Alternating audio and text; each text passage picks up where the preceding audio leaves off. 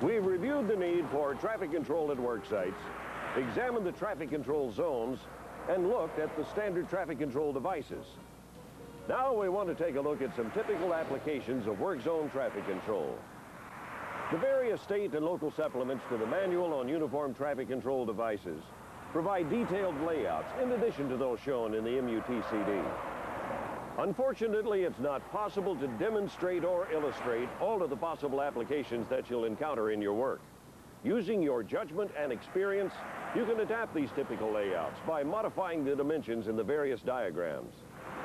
Remember, in all situations, the primary purpose of traffic control is to warn and guide the driver while he or she is approaching or passing through your work zone. You are probably most vulnerable during the installation of the traffic control devices. To minimize this hazard, install the devices before work begins, starting with the first device the driver will see when approaching the area. Then continue installing devices, advancing toward the work area. To evaluate any work zone traffic control, drive through the work zone after all the devices are in place. Difficult as it is, put yourself in the place of the unfamiliar driver, the one who's not anticipating that you're in the roadway. If the traffic control scheme gives the driver the necessary warning and guidance, you and your co-workers will be providing the best protection for yourselves while working on or near the roadway. As soon as the work is completed, remove the traffic control devices in the reverse order of installation, starting with the termination area and proceeding back to the first device installed. The best way to illustrate these principles is to show the installation of the control scheme for some common types of operations. In the first example, the work is entirely beyond the shoulder or parking lane. Traffic control will generally consist of flashing vehicle lights and flags. An advance warning sign should be used when the work will interfere with traffic in any way. Now, let's look at work on the shoulder or parking lane.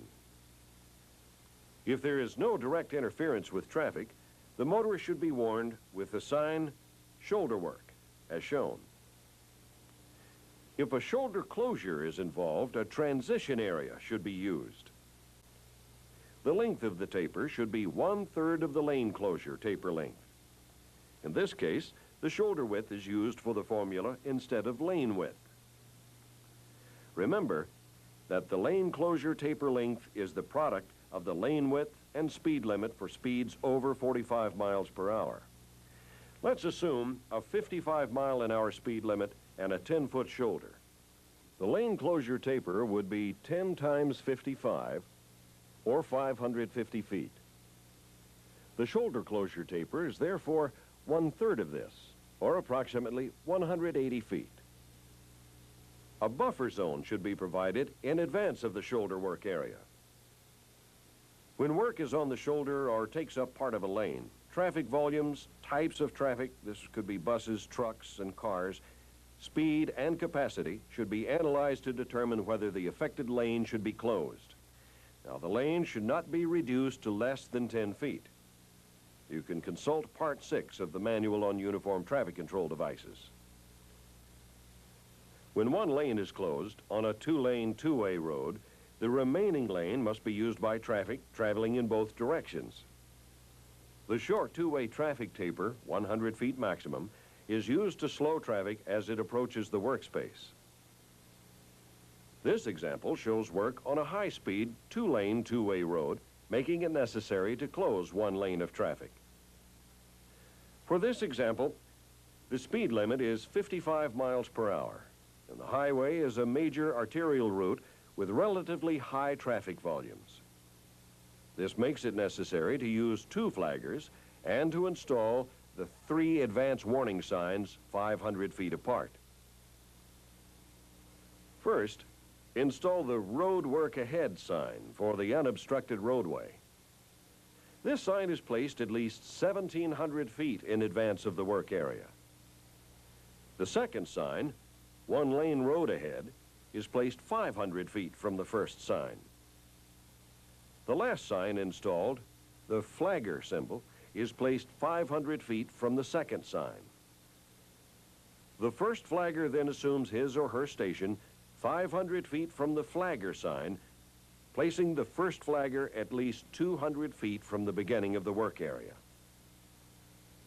The same series of signs are then installed on the side of the roadway on which the work is being done, again starting with a road work ahead sign 2,000 feet from the work area, a one-lane road sign at 500 feet, a flagger symbol at another 500 feet, and finally, the flagger 500 feet beyond the last sign. At this time, the two flaggers began controlling traffic through the one-lane section. Next, install the second traffic control element, a 100-foot taper, made up of 5 or more channelizing devices. Now, the third element, a 400-foot buffer space, and the fourth element, the work area, are then outlined with channelizing devices, spaced at approximately 100-foot intervals. The work vehicle may then be moved into the closed lane at the end of the buffer space. The 100-foot downstream taper is then installed at the end of the work area.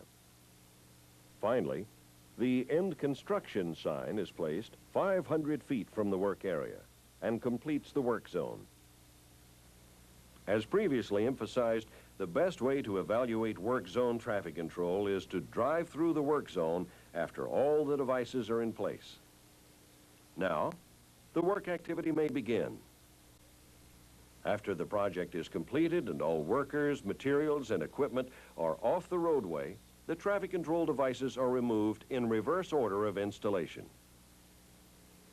The next example is an urban undivided 4-lane roadway. The work being done makes it necessary to close the right lane of the roadway. If the left lane were to be closed, the layout would be reversed. If the posted speed is 35 miles per hour with 12-foot lanes, then the required lane closure taper would be 12 times 35 times 35 divided by 60, or 245 feet. We'll round that off to 250 feet. The first sign installed for the unobstructed roadway is a road work ahead sign. This sign is placed 500 feet in advance of the work area. The signs for the roadway on which the work is taking place are then installed. The road work ahead sign is placed 1,860 feet before the work area. The next sign is a right lane closed sign, 500 feet from the road work ahead sign. Then, we place a lane reduction transition sign 500 feet from the right lane closed sign. Now that all of the advanced warning signs are in place, it's recommended that you install an advance warning flashing arrow panel. This is done to give you, the worker, added protection while setting up the taper. If there's a shoulder, the arrow should be placed on the shoulder at the beginning of the taper. If there is no shoulder, it should be placed as illustrated. For this application, the lane closure taper will consist of 8 channelizing devices on 35-foot centers for a 250-foot taper. It's a good practice to spot the cones or other devices at the proper spacing on the shoulder and then walk them out into the lane. The third element, a 110-foot buffer space, and the fourth element, the work area, are then outlined on both sides with channelizing devices spaced at 2 to 4 times the speed limit or at 70 to 140-foot intervals. The fifth element installed is a 100-foot downstream taper. The last element installed is the end construction sign, 500 feet from the work area. Finally, the work vehicle may be moved into the closed lane near the work area. Again, the best way to evaluate work zone traffic controls is to drive through the work zone after all the devices are in place. Now the work activity may begin. After the project is completed and all workers, materials, and equipment are off the roadway, The traffic control devices are removed in reverse order of installation. The sixth example will be on a high-speed divided multi-lane highway where the work being done requires the right lane to be closed. The first element installed is the advance warning area, which begins 1 mile before the work area. In the previous examples, the advance signs were installed only to the right of the approaching traffic. However, for one-way multi-lane roadways, the advance signs are generally installed on both the left and right sides of the roadway. The first two signs installed are the two road work ahead signs, 1 mile before the work area on both sides of the roadway. Next, two right lane closed signs are placed 1/2 mile from the first signs, again, one on each side of the roadway. Third, a pair of lane reduction transition signs. These signs are placed 1,600 feet from the right lane closed sign. Next, 1,000 feet from the lane transition sign, install the second element of traffic control, the lane closure taper. Again, when setting up the taper, place your work vehicle or an advance warning arrow panel before the start of the taper for added protection. With a 55-mile-per-hour speed limit and 12-foot lanes, the taper should be 55 times 12 or 660 feet long. For this example, the lane closure taper consists of 13 channelizing devices on 55-foot centers for a total of 660 feet. The third element, a 100-foot buffer space, and the fourth element, the work area, are outlined by channelizing devices spaced 2 to 4 times the speed limit. For 55 miles per hour, the spacing would be 110 to 220 feet. The fifth element installed is a closing taper 100 feet maximum. The last element, the end construction sign, is then installed 500 feet from the work area. Finally, the work vehicle may be moved into the closed lane near the work area.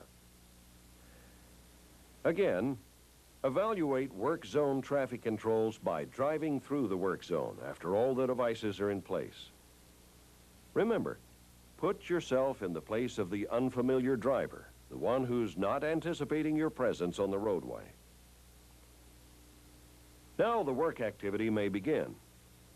After the project is completed and all workers, materials, and equipment are off the roadway, the traffic control devices are removed in reverse order of installation. And finally, mobile or moving operations will be shown. Generally, this work uses a moving vehicle train with occasional stops of less than 15 minutes. Warning signs, flashing vehicle light flags, and/or channelizing devices should be used. Mobile operations should be used only during daylight hours and at locations that offer good visibility.